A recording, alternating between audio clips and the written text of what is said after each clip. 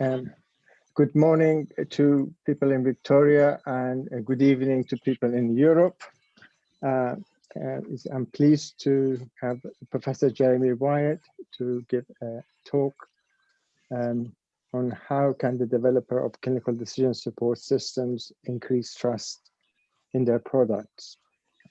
Jeremy has done his medical training in Oxford and Glasgow, and after that, he immediately discovered medical informatics. He fell in love with medical informatics and health technology assessment.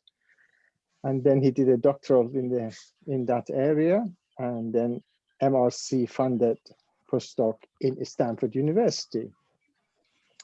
So, and then he started doing his publications. He's got thousands of, thousands is a bit of exaggeration, hundreds of invaluable publication in health informatics. And he's done over 40 external speaking or invited speakers speaking, including the Amsterdam Spinoza lectures. And then, so I'll just get my notes up. So he recently, he was in director of Wessex Institute of Clinical Advisors on Technologies, also in Clinical Advisor on Technology in Royal College of Physicians. He currently leads Faculty of Clinical Informatics Special Interest Group on AI. His research uses empirical methods to uncover scientific principle guiding the design of clinical informations. So, as I said, his publication and his coverage of area of health informatics is immense, and we are always grateful to have him. And he's very generous with his time, especially to me, and we're grateful to have him again to give us this talk in clinical decision support system. Jeremy, thank you very much. Please take it away. Thanks, Abdul. It's always a pleasure to work with you, and I really did enjoy that work we did on automation bias a few years ago, and other work we've done together. So thanks for inviting me to give this talk, and apologies to people in the UK and Europe for whom it's time for a drink. But I'll try and be as quick and as interesting as possible. I'd also like to just acknowledge very extensive input from both Caroline Jones and James Thornton, who are academic lawyers who I first started collaborating with in Southampton when they were still there. They both moved on to higher things at Swansea University and Nottingham Trent. And again, their contact details are at the end of this presentation. Our paper, which we've been working on really for about 3 years now, is finally published in BMJ Health and Care Informatics a week ago, I think it is. And if you're interested in any of the things that I'm talking about, please do take a look at the paper, because as they say, all the great thoughts are theirs and the mistakes are mine. I may well have slightly misinterpreted some of the wise words that Caroline and James were sharing with me when we wrote the paper. So this evening, I plan to talk about, whoops, yes, there we go. Really just starting off with saying, what are decision support systems? How do they work? Some evidence that they do work. We wouldn't be interested in them unless we knew for sure that they are of benefit. But they don't work as well as we might have hoped for a few years ago. I think, Abdul, there's a little smile across your face there, Abdul. Some of us have been working in this area for a long time. We're hugely optimistic about decision support systems, but the reality is that in clinical trials, the benefit isn't as great as we expected or hoped for.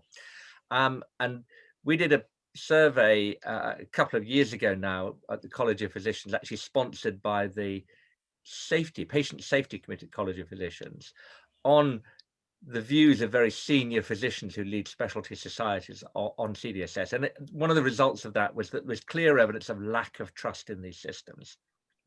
And that prompted Caroline, James and myself to think about, well, what is trust and how can we look at trust in the context of decision support? Is it indeed about decision support systems, not trusting them, or is it about trusting the developers? And they found this excellent model of trust from Honora O'Neill, and I'll describe that in little detail. And then we used that model to speculate and suggest how developers can improve trust in their systems. First of all, by looking at the truth claims that they're making, and then by committing to meet those claims and enhancing their competence and ability to meet those commitments. I've got a slide or two about trust from the perspective of patients and of healthcare organizations before concluding. And Abdul, I'm planning to talk. I've got about 28 slides. Is that enough? Is that okay? So that's fine. About that's half fine, an hour. That's fine. Okay. So decision support systems, this is an early definition that David Spiegelhalter and myself developed a long time ago now. And I think it says really most of what I believe decision support systems are. So they're knowledge-rich systems, and they use at least 2 items of patient data, if it's a clinical decision support system, to generate advice or interpretation that's specific to that patient at that encounter.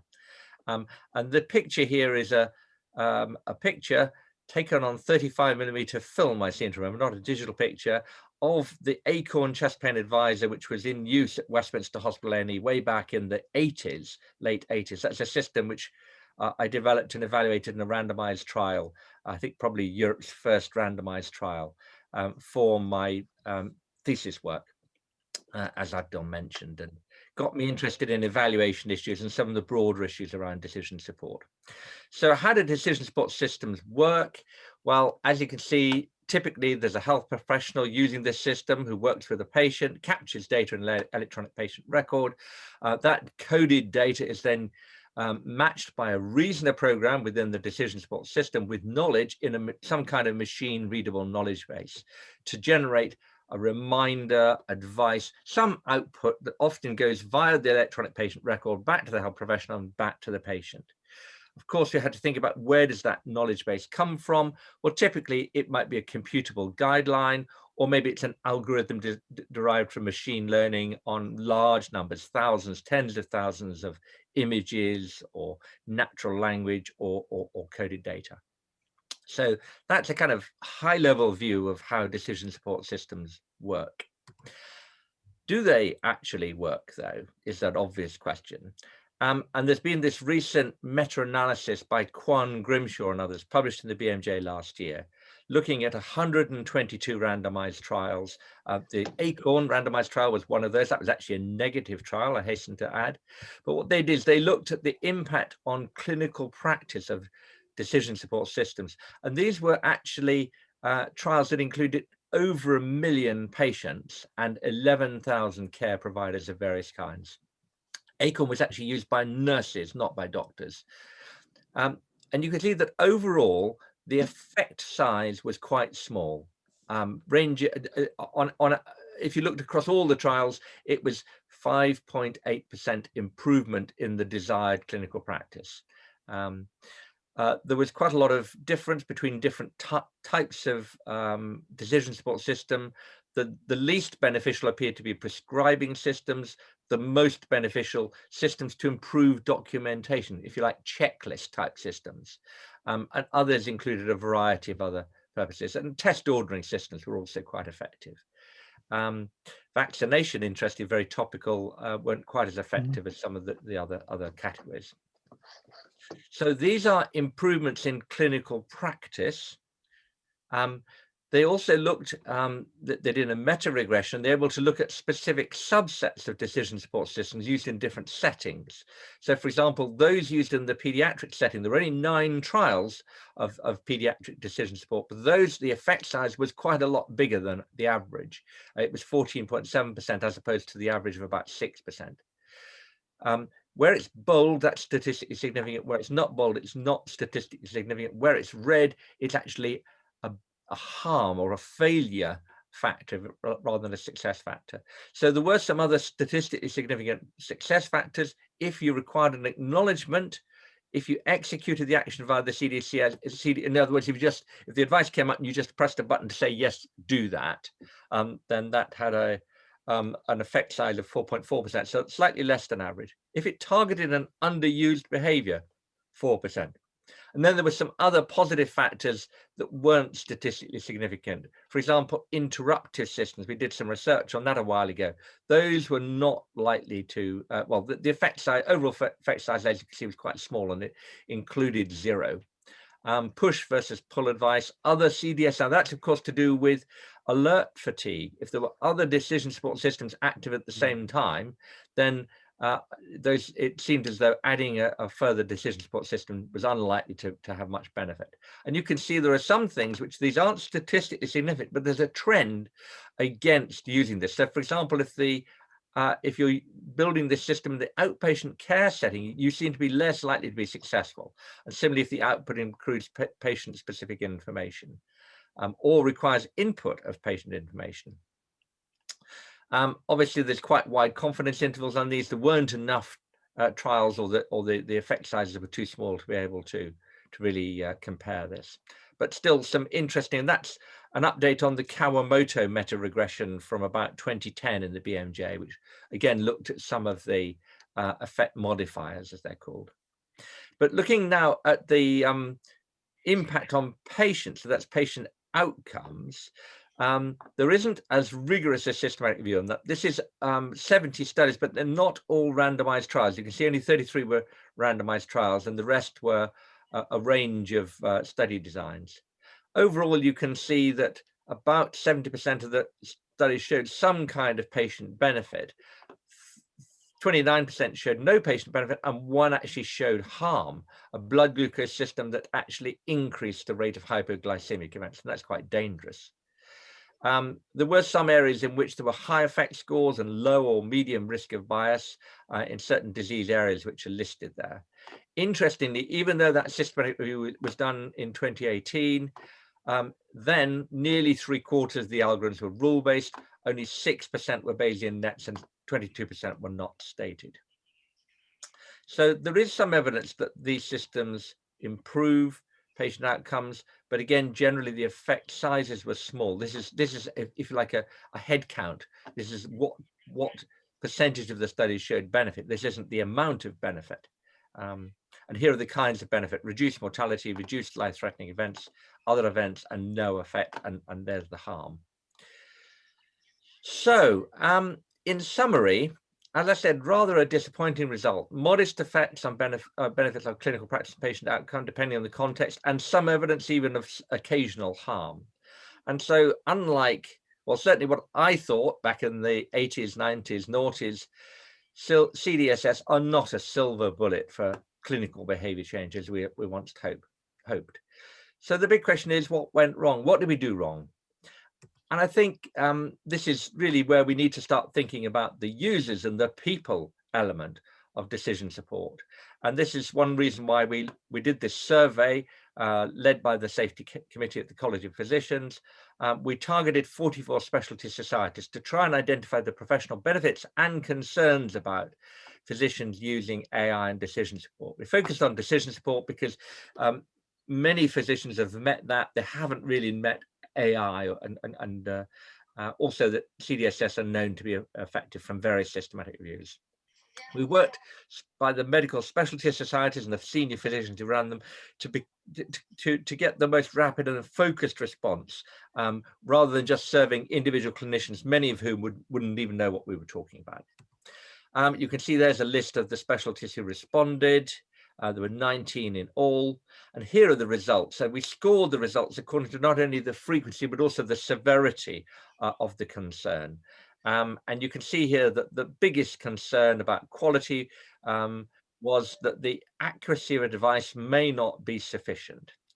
There were also concerns about the testing of clinical effectiveness, whether the systems are based on the latest evidence, worry about interruption of workflow or disrupt consultations, that they can ignore patient preferences, and whether the output is worded clearly. So quite a lot of concerns there about CDSS quality. And overall, it felt to me, and to those of us who were looking at these results, as though clinicians basically didn't really trust these systems. There was some further concerns about liability and ethics. So, for example, the legal liability of doctors relying on advice is unclear.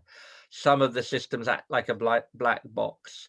And also this worry that what's called automation bias, that doctors may follow incorrect advice, even though they would make correct decisions without it. And Abdul and your PhD student did a great systematic review, which published a few years ago now in JAMA, demonstrated that this is a real concern. And there was an empirical study that went with that.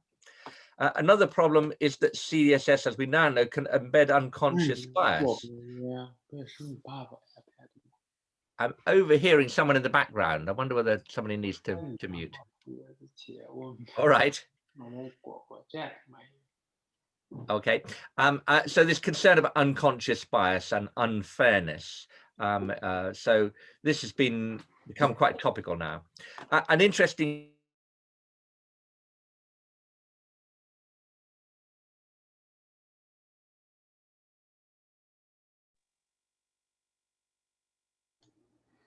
Jeremy, you are muted now. Jeremy, unmute yourself for a minute.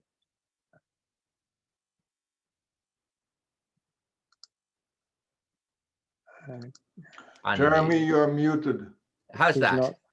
Better? Yes. Okay. So just also to say that eight out of the 19 specialty societies were taking action to address some of these concerns, and one had actually consulted lawyers. So that kind of raises the question, how do these systems really work? And here I've grossly oversimplified the complexities inside the CDSS. Essentially, I've made it into a black box, which produces output or advice. And nearly always that is received by a human.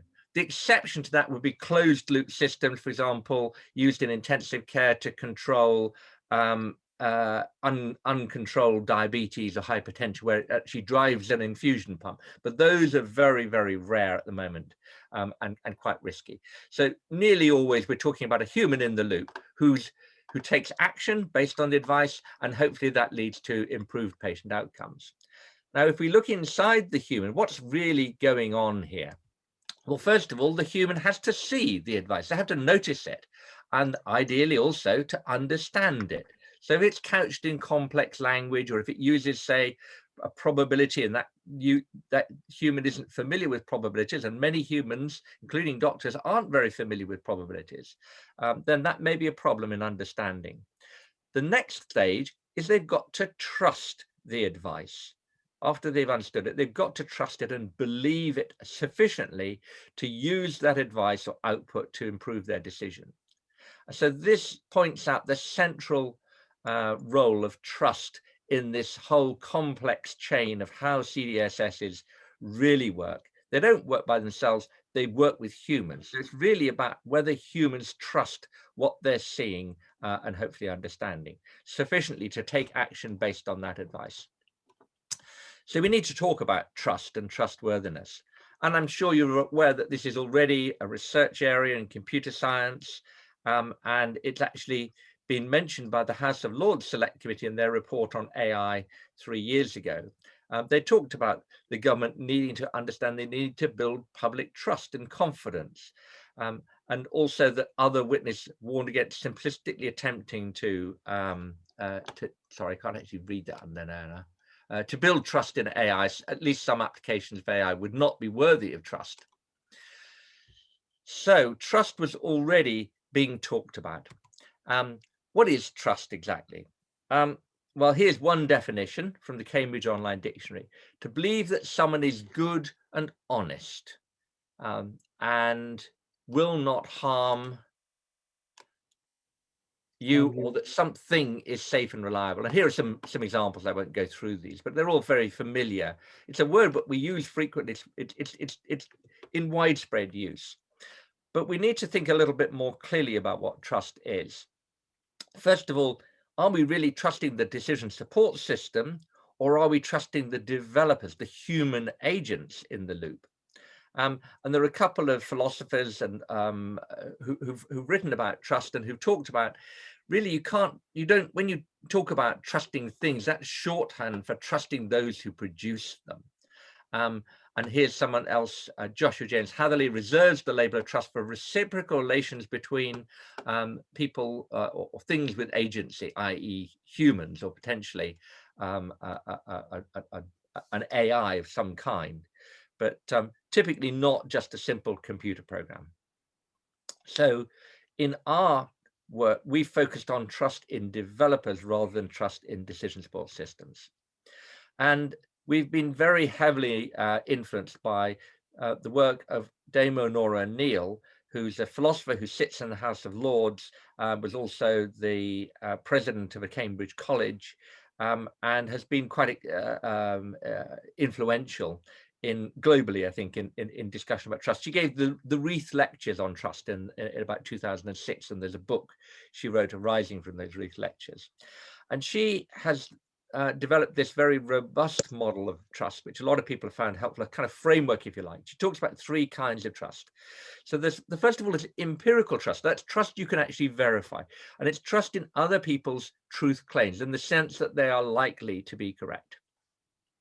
The other two are normative in the sense you can't verify them objectively, but they're two different kinds nevertheless. First of all, there's trust in other people's commitments to do what they say they will do. In the same way as the example she gives, we trust our bank to send us a bank statement every month if they say they will do that. So that's a normative kind of trust. It's just that based on past experience and our belief of what a bank is, that they will do that. The second kind of normative trust is trust in the competence of that agency to meet those commitments. And her example is that we trust our dentist's competence to remove a tooth and probably to give us sufficient pain anesthetic coverage that we don't feel too much pain in that. And there's a relatively short and accessible introduction to Nora Neal's models framework for trust in the International Journal of Philosophical Studies, which of course is my bedtime reading. But fortunately, Caroline, it's not. Caroline and James pointed this out to me. So the question is, how could developers of CDSS respond to these? And the first point would be to improve our trust in their empirical claims. And we think that there are three things that developers could do here. First of all, they should report the accuracy of the advice or risk estimates, as well as its effectiveness from a trial. That would be about its impact on patients, on decisions made, and on the health system and the resources used, perhaps. They also need to tell us about whether the content of their system matches current best evidence. There are a number of different kinds of evidence there. There's actually various guidelines that are in place in the UK, codes and standards of practice that are in force. They also need to tell us about the usability of these systems and the ease of use in clinical settings. And that's going back, for example, to the concerns raised by our senior clinicians that this CDSS would disrupt clinical workflow and disrupt the consultation, maybe reduce the rapport that the clinician had with the patient. There was also concern, if you remember, about whether the advice or the output was worded clearly and whether it was taking account of patient preferences. So those are the kinds of things that developers could do to improve our trust in their systems. A second point is that all the claims that developers make should use professional language, avoiding the many extravagant claims that we read almost daily in the press about AI, that it's going to transform healthcare, that we won't need doctors anymore, that people will be able to carry their whole record in their pocket and speak to their virtual doctor, etc., etc. And the final point we made in the paper was a proposal that perhaps developers need to adopt a standard range of metrics for reporting study results. For example, a kind of performance reporting label. And we gave the analogy in the paper of the EU performance label for tires, which allows you to read as a consumer very quickly in a kind of graphic over here. First of all, the impact of these tires on fuel consumption. The secondly is the grip in the wet, which is when it really matters. And the final point is how much noise can you expect to be associated with that? And they have a very standard way of representing, communicating what's actually three different performance metrics, each of which is quite complex in itself. So, maybe what we need to do is to develop a performance label for clinical decision support systems that can be used by the developers to communicate in a standardized way to how their system is performing. The second point is about those rather more abstract normative claims, how developers can ensure that their truth claims can be trusted. And there are various, if you like, cultural features here, and ways that developers behave. First of all, they need to understand that the clinical culture of evidence-based medicine and critical appraisal, and how any studies that they report are likely to be received by clinicians.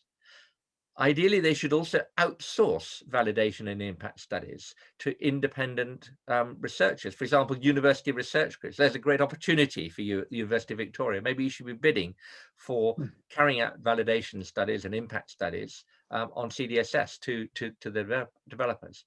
And the justification for that is another systematic review conducted by Garg and Brian Haynes, based in McMaster, published in JAMA a few years ago now, but showed clearly that trials that were carried out by the developers of decision support systems were 3 times as likely to be successful as trials carried out by independent evaluators, suggesting that maybe there was some kind of bias when developers carried out their own trials.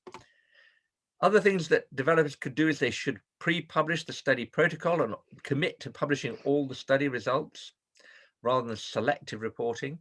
And they should also use modern methods such as A/B testing, or there's a whole range of methods which come under the label Most Smart. That's multi-phase optimization and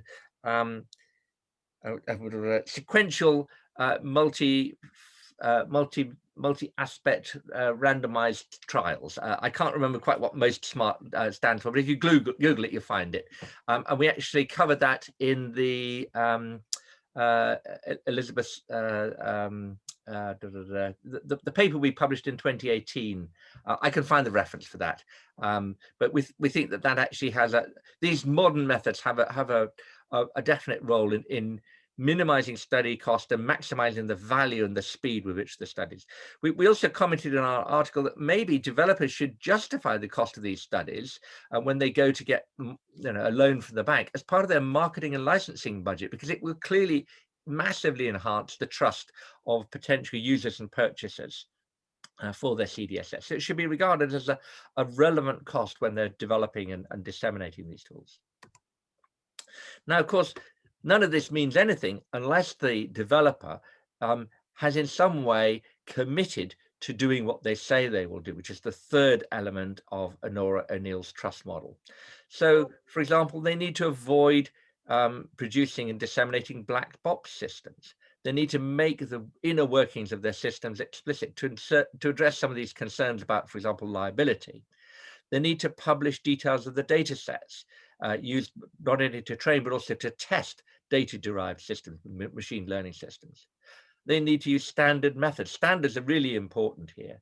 And they need to explain exactly how they carried out the algorithm validation process. And there are a whole range of reporting guidelines like Tripod. There's also something called the Probast risk of bias tool, which we'll see in a moment, which can be used to assess the quality of these studies. Well, developers should be using those. And they need to go on monitoring the performance of their tools to make sure that it's not drifting away from the original performance. Provide regular updates and potentially even withdraw an algorithm if it's falling outside of the accepted performance envelope. Here's a slide from another nice study, a systematic review of deep learning studies for deep learning systems versus clinicians, again from the BMJ by Nagandran, and they have it in a box in their table, really trying to define and list all the different kinds of validation that we carry out when we're doing machine learning, from internal to external validation, cross-validation, bootstrapping and split stump. They're all different, and some of them are more trustworthy than others. For example, internal validation really is not helpful at all. I would not trust a developer who uses internal validation.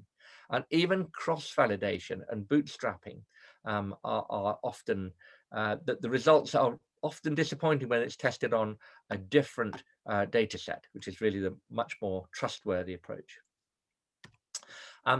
In their systematic review, they actually assess 81 studies of the performance of machine learning tools. And you can see their risk of bias assessment is pretty depressing. Overall, something like 60% of the studies, 65 or 70% of the studies were considered to have high risk of bias, and only just over 20% had low risk of bias. So really, those aren't very trustworthy studies that are being published at the moment. And hopefully this systematic review will lead to more trustworthy studies being published. So we also need to think about the competence of CDSS developers. How can they become more competent? Well, I've divided this up into the 3 phases: planning and design, development and testing, and then marketing and dissemination. Planning and design, they need to have good people with the right skills. And then those people need to use the right kind of tools and carry out good safety critical software engineering and use tools like HAZOP to understand and limit the risks of their products. They need to build on a prior track record of good quality products, follow the codes of practice, and carry out detailed user research, for example, user-centered design workshops. During development and testing, they need online user community and monitor it for useful insights, or form a multidisciplinary group of key stakeholders. Of course, they need the best quality data to train their algorithms, unbiased data, so they're sure that all relevant protected groups are included. They need to use the right training methods and monitor the learning process using appropriate methods. And they need to implement the relevant technical standards and obtain the right kind of regulatory mark for their CDSS.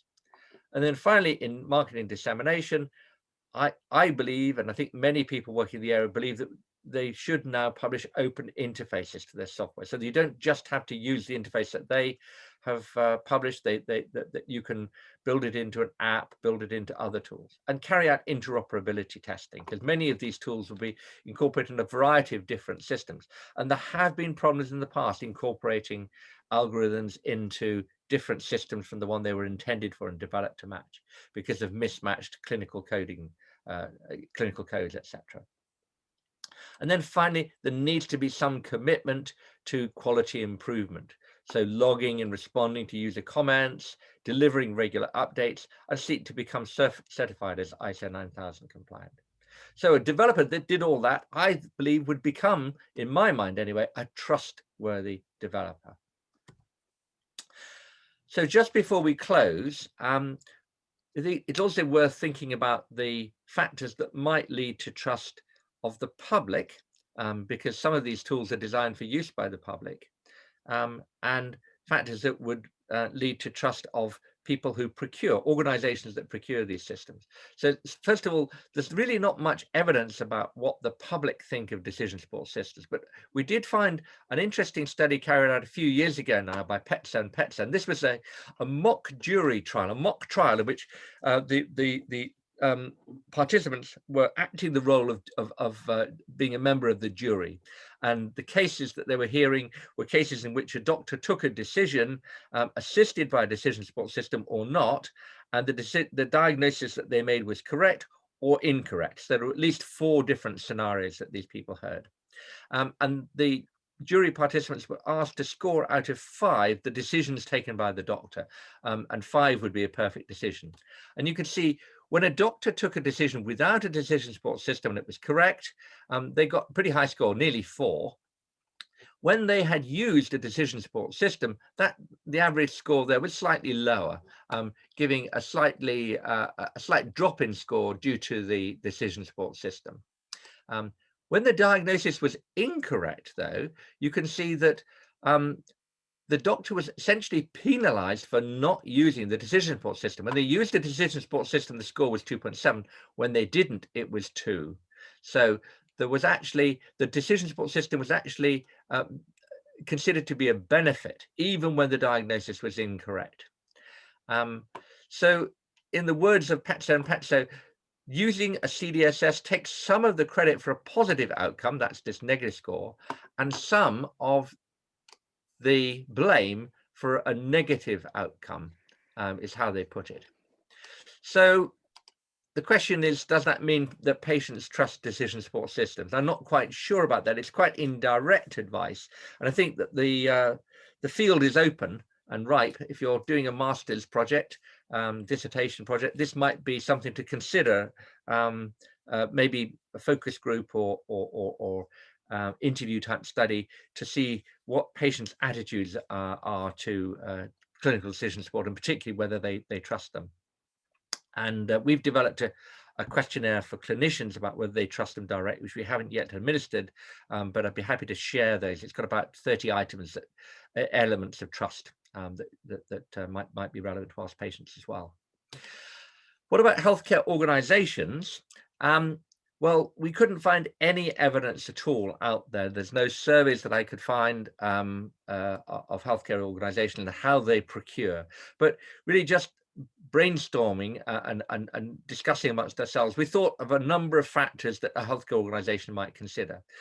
First of all, we think they would probably look at the supplier. Does it appear competent? Does it appear stable? Has it got a sustainable business model? If they're giving away the decision support systems, healthcare organization might rightly be a bit skeptical, say, well, yeah, but it might not be here in a year or three's time when we need an update.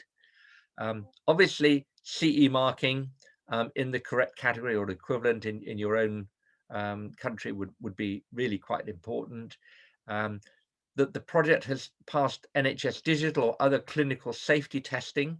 That's certainly something that happened in the UK, and that the procurement process follows NHS guidance and European Union law or not, as the case may be. That any local risks to implementation and use have been identified and managed. Many healthcare organizations are very risk averse, and if there's any suggestion, for example, that the users aren't behind the system, then they may well say, well, that's an intolerable risk. If people aren't going to use it, people are going to object to it, we won't procure it. So positive reports from users and maybe from a clinical advisory group would probably be really important.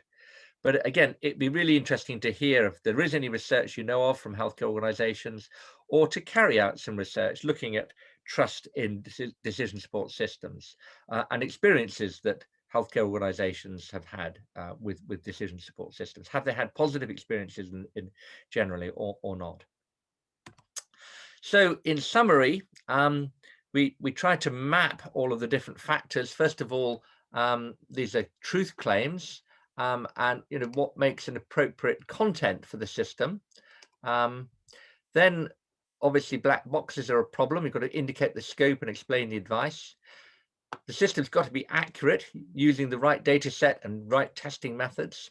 Those are all truth claims. And then if we move on to commitments and competence, it should be endorsed.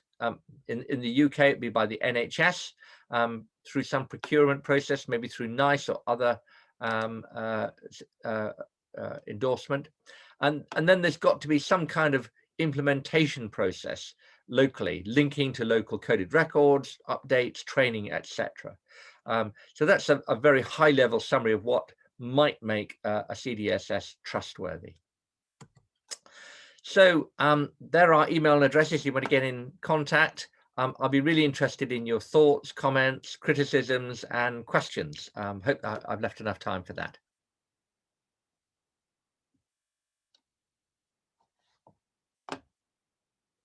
Fantastic. Thank you very much, Jeremy. That's very... A pleasure. I'm looking on the chat.